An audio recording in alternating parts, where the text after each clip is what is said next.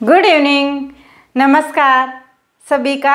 आपका अपने YouTube channel science classes में स्वागत है, अभिनंदन है। तो आज अपन करने वाले हैं जो फर्स्ट ग्रेड है उसका जो फर्स्ट पेपर है उसमें जो साइंस का जो पोर्शन दिया हुआ है वो अपन कवर करने की कोशिश करेंगे। तो जो कल वाली क्लास थी उसमें अपन ने क्या किया था, उसमें अपन ने किया था परमाणु, वो क्या था फर्स्ट ग्रेड का सिलेबस है उसमें से ही है। और आज अपन करेंगे अणु, और उसमें एक नेक्स्ट टॉपिक है ये रासायनिक समीकरण और रासायनिक अभिक्रिया। तो आज अपन अणु और रासायनिक समीकरण करेंगे और नेक्स्ट क्लास में अपन करेंगे रासायनिक अभिक्रियाएं कंप्लीट करेंगे। तो चलिए स्टार्ट करते हैं अपनी आज की क्लास। तो सबसे पहले अपन पढ़ेंगे अणु। अणु किसे कहते हैं? अणु को इंग्लिश में क्या बोलते हैं? मॉलिक्यूल। क्या बोलते हैं? मॉलिक्यूल। तो अणु किसे कहते हैं? दो या दो से अधिक परमाणु जुड़कर अणु का निर्माण करते हैं। देखते हैं कैसे करते हैं। ये क्या है? एक परमाणु। ओ भी क्या? ये भी क्या है? परमाणु। ये दोनों जुड़ के क्या बना दिया? अणु। O2 क्या है? एक अणु। O ओनली O और O क्या है? परमाणु। ये दोनों जुड़ के क्या बना रहे हैं? अणु। इधर भी ऐसे ही है, हाइड्रोजन और हाइड्रोजन दोनों क्या है? परमाणु है, लेकिन H2 बनते ही क्या बन गया? ये क्या है? अणु। क्या है ये? अणु। और ये भी अणु। फिर आता है ये क्या है? हाइड्रोजन, ऑक्सीजन और हाइड्रोजन। ये दो सब क्या है? दो भी हो सकते हैं और अधिक भी हो सकते हैं। जो अणु बनेंगे वो दो परमाणु से बन सकते हैं और दो से अधिक से भी बन सकते हैं। इसमें दो परमाणु थे और इसमें अधिक है। जैसे हाइड्रोजन, ऑक्सीजन, हाइड्रोजन क्या बन रहा है? H2O का एक अणु बन रहा है। क्या बन रहा है? H2O का एक अणु बन रहा है। फिर ऑक्सीजन, कार्बन, ऑक्सीजन, CO2 क्या बन रहा है? एक अणु बन रहा है। जो सेम अणु से बन रहा है, सेम परमाणु से जो अणु बन रहा है उसको क्या बोलेंगे? समपरमाण्विक अणु। क्या बोलेंगे? समपरमाण्विक। और जो अलग अलग परमाणु से मिलके बन रहा है जो अणु, उसको क्या बोलेंगे? विषम परमाण्विक। उसको क्या बोलेंगे? विषम परमाण्विक अणु बोलेंगे। अब अणु है, अणु कि दूसरा क्या है? ये एक स्वतंत्र रूप से रह सकता है, लेकिन परमाणु स्वतंत्र रूप से उसका अस्तित्व नहीं है। लेकिन ये अणु है वो स्वतंत्र रह सकते हैं, अपनी अवस्था में स्वतंत्र रूप से रह सकते हैं, लेकिन परमाणु नहीं रह सकते। और इनमें जो ये यौगिक बन रहे, जो ये अणु बन रहे हैं ना, उनमें वो सब गुण होंगे जो इनमें है। इनके सारे के सारे गुण होंगे इनमें, अणु में। जो परमाणु के गुण हैं वो सारे के सारे किसमें होंगे? अणु में। तो इस तरह ये अणु का निर्माण होता है, इसे हम क्या बोलते हैं? अणु बोलते हैं। अब नेक्स्ट अपन करेंगे रासायनिक समीकरण, केमिकल इक्वेशन। तो देखते हैं केमिकल इक्वेशन क्या है, रासायनिक समीकरण क्या है, इसको कैसे लिखते हैं।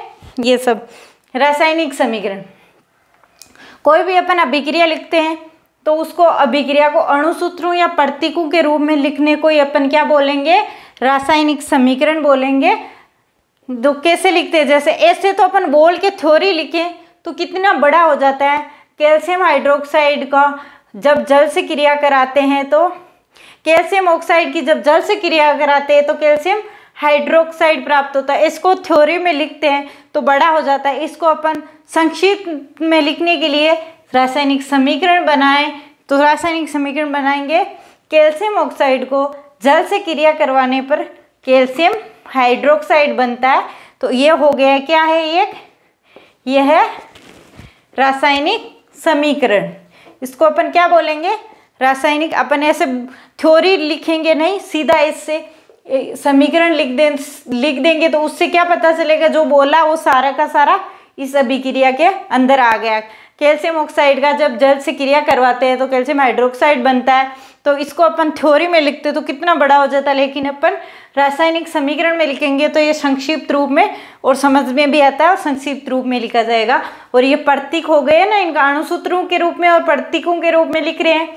जैसे कैल्शियम ना लिख के, ये इतना बड़ा कैल्शियम ना लिख के अपन Ca लिख दिया तो ये क्या है? प्रतीक हो गए। प्रतीकों के रूप में लिख रहे हैं अपन रासायनिक समीकरण को। जो ये होते हैं वो क्या है? क्रियाकारक। जो पहले लिखे जाते हैं बाईं ओर जो लिखे जाते हैं वो क्या है, क्रियाकारक, और दाईं ओर जो लिखे जाते हैं वो क्या होते हैं, उत्पाद। इसके लिखने के कुछ चरण हैं जो देखते हैं। जो बाईं ओर लिखे जाते हैं वो क्या है, क्रियाकारक, दाईं ओर जो लिखे जाते हैं वो क्या है, उत्पाद। किसके बाएं और किसके दाएं, बीच में जो तीर का निशान लगाया जाता है उसके बाईं ओर जो लिखा जाता है वो क्रियाकारक रिएजेंट, और दाईं ओर जो लिखा जाता है उत्पाद प्रोडक्ट। ये इसको लिखने का पहला चरण है। फिर क्रियाकारक और उत्पाद की संख्या एक से अधिक होने पे, जैसे इसमें क्रियाकारक की संख्या एक से अधिक हो गई, यहाँ देख लो दूसरा सेकंड समीकरण, यहाँ देख लो कार्बन और ऑक्सीजन है, इनकी ये जो क्रियाकारक है इसकी संख्या एक से अधिक हो गई, तो क्या लगा देंगे बीच में, क्रियाकारक और उत्पाद की संख्या एक से ज़्यादा होने पे उनके बीच में क्या लगा देंगे, प्लस का निशान लगा देंगे। चाहे उत्पाद में भी अगर दो बन रहे तो उनके बीच में भी क्या लगा देंगे, जैसे ये इधर बन रहे उसमें भी अपन क्या लगा देंगे, अगर दो से ज़्यादा उत्पाद बन रहे तो उनके बीच में क्या लगा देंगे, प्लस का चिन्ह लगा देंगे। तो ये था अपना दूसरा चरण। फिर आता है तीसरा चरण। फिर क्या करते हैं, रासायनिक विज्ञान न तो इसका जो द्रव्यमान है उसको उत्पन्न किया जा सकता है ना नष्ट किया जा सकता है। जितने के इधर थे ना उतने के उतने उत्पाद में बनेंगे, जितना का जितना द्रव्यमान क्रियाकारक का था उतना ही द्रव्यमान उत्पाद का बनेगा। उसको ना तो अपन बढ़ा सकते हैं ना अपन घटा सकते हैं। अगर क्या करेंगे देखना, इधर कार्बन एक है और इधर भी एक है, इधर ऑक्सीजन दो है इधर भी दो है, इसको ना तो अपन बढ़ा सकते हैं ना घटा सकते हैं। तो क्या रहता है इनका द्रव्यमान क्या रहता है, संरक्षित रहता है, उसको अपन घटा बढ़ा नहीं सकते। फिर आता है नेक्स्ट चरण अभिक्रिया को लिखने का, अभिक्रिया को संतुलित करना। तो ये अभिक्रिया को संतुलित कैसे करते हैं, हीट एंड ट्रायल मेथड से अभिक्रिया को संतुलित करते हैं। कैसे करते हैं, जैसे ये कोई समीकरण है, ये कोई समीकरण है,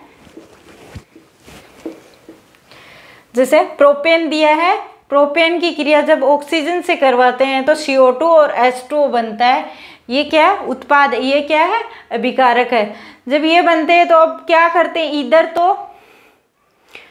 इधर तो 3 है कार्बन की संख्या और इधर क्या कार्बन की संख्या 1 है, लेकिन अपने को ऐसे नहीं रखना, अपने को बराबर रखना है संख्या, उत्पाद और अभिकारक की संख्या बराबर होनी चाहिए।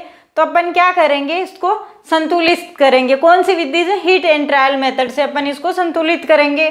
तो हाइड्रोजन और जो ऑक्सीजन होता है उनको बाद में करते, बाकी जो होते हैं अभिकारक और उत्पाद उनको पहले संतुलित करते।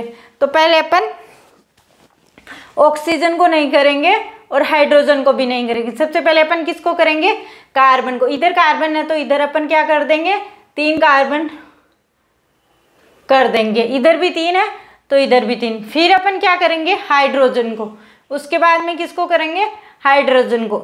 इधर देखते हैं हाइड्रोजन कितने हैं, 8, और इधर कितने हैं, 2। तो अपन इनको 8 बनाने के लिए क्या करेंगे, यहाँ 4 लगा देंगे। कितने लगा देंगे, 4।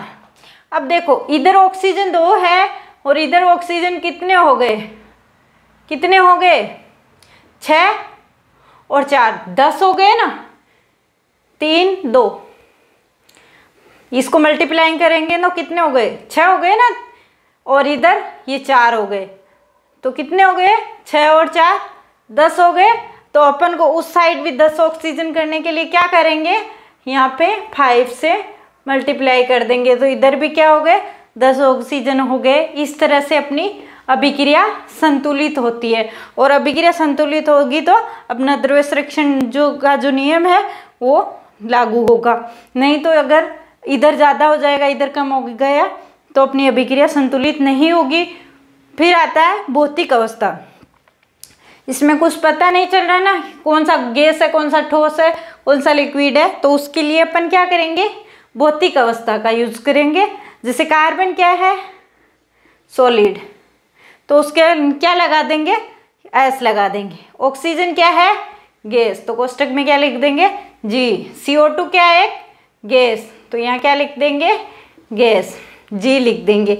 और अगर कोई जलीय विलयन हो, जैसे कैल्शियम ऑक्साइड का जल से क्रिया करवाने से क्या बनता है, कैल्शियम हाइड्रोक्साइड। ये क्या था, सॉलिड था, चूना था ना। फिर इसको जल से, जल क्या है, लिक्विड है। फिर इसको इससे क्रिया करवाई, जो बना वो क्या, जलीय विलयन बना ना, ओनली जल तो नहीं है, वो जलीय विलयन है। तो उसको किससे लिखेंगे, एक्वा। किससे लिखेंगे, एक्वा, एक्वा से लिखेंगे। फिर आता है अभिक्रिया उत्क्रमणीय है कि अनुत्क्रमणीय, उसके लिए अपन कौन से साइन यूज करते हैं, ये अगर उत्क्रमणीय है तो ये दोनों साइन चलेंगे, और अगर अनुत्क्रमणीय है तो अपन केवल एक तीर का निशान लगाएंगे। अनुत्क्रमणीय उत्क्रमणीय का मतलब क्या होता है, उत्क्रमणीय का मतलब होता है जो वापस चेंज हो सकती है, उत्पाद से वापस अभिकारक बन सकता है, तो उसको क्या बोलेंगे, उसको बोलेंगे उत्क्रमणीय अभिक्रिया। और अगर उत्पाद से वापस अभिकारक नहीं बनते तो उसको क्या बोलेंगे, उसको बोलेंगे अनुत्क्रमणीय अभिक्रिया। तो ये है उत्क्रमणीय, ये है उत्क्रमणीय और ये है अनुत्क्रमणीय। इन तीर के निशानों का ये मतलब है। फिर दाब, दाब ये कैसे में लिखते हैं, जैसे N2 + 3H2, तीर का निशान लगाएंगे, फिर 2NH3। ये क्या है, गैस। ये क्या गैस, ये भी गैस। नाइट्रोजन हाइड्रोजन से क्या बन रहा है, अमोनिया। क्या है ये, अमोनिया। लेकिन ये कितने दाब और ताप पे बन रहा है, 773 केल्विन और 200 एटमॉस्फेयर दाब पे बन रहा है। ये अभिक्रिया संपन्न हो रही है, इतने ताप और इतने दाब पे ये अभिक्रिया संपन्न हो रही है। तो अपन उसको कहाँ लिखते हैं, तीर के निशान के ऊपर लिखते हैं दाब और ताप को। फिर आता है उष्मा शोषीय या उष्मा सेपीय। अगर अभिक्रिया उष्मा शोषीय है तो उसको माइनस के चिन्ह से लिखेंगे, अगर सेपीय है तो उसको प्लस के चिन्ह से लिखेंगे। फिर आता है उत्प्रेरक।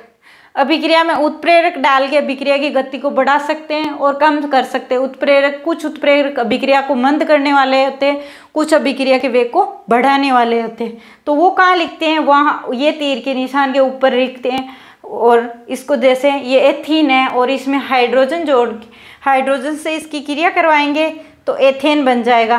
कौन सा उत्प्रेरक है, निकिल।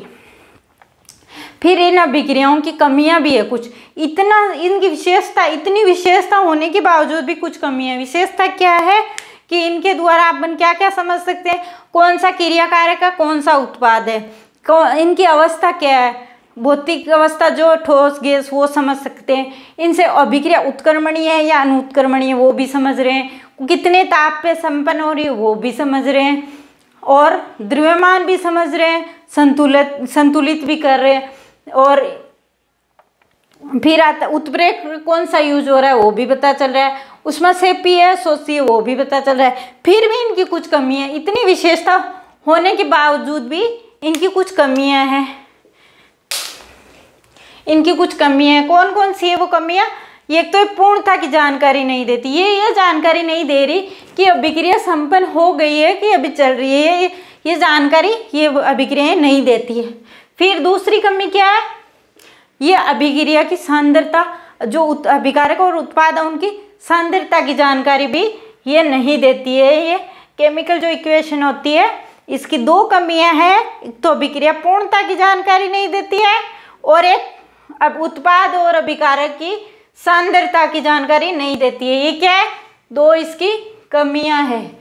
ये थी अपनी केमिकल इक्वेशन थे और ये था अपना अणु मॉलिक्यूल, इसके बारे में पढ़ा। और ये थी अपने रासायनिक समीकरण को कैसे लिखते हैं और कैसे संतुलित करते हैं। फिर अपन नेक्स्ट क्लास में जो इसका अगला पोर्शन है रासायनिक अभिक्रियाएं वो सारी पढ़ेंगे। कौन कौन सी होगी, उत्क्रमणीय, अनुत्क्रमणीय अभिक्रिया, मंद और तीव्र अभिक्रिया, ये सब उसमें ऑक्सीकरण और अपचयन वो सब आएगी। तो अपन वो नेक्स्ट क्लास में करेंगे। अभी तक चैनल को सब्सक्राइब नहीं किया तो सब्सक्राइब कीजिए, लाइक कीजिए, शेयर कीजिए। देखने के लिए धन्यवाद।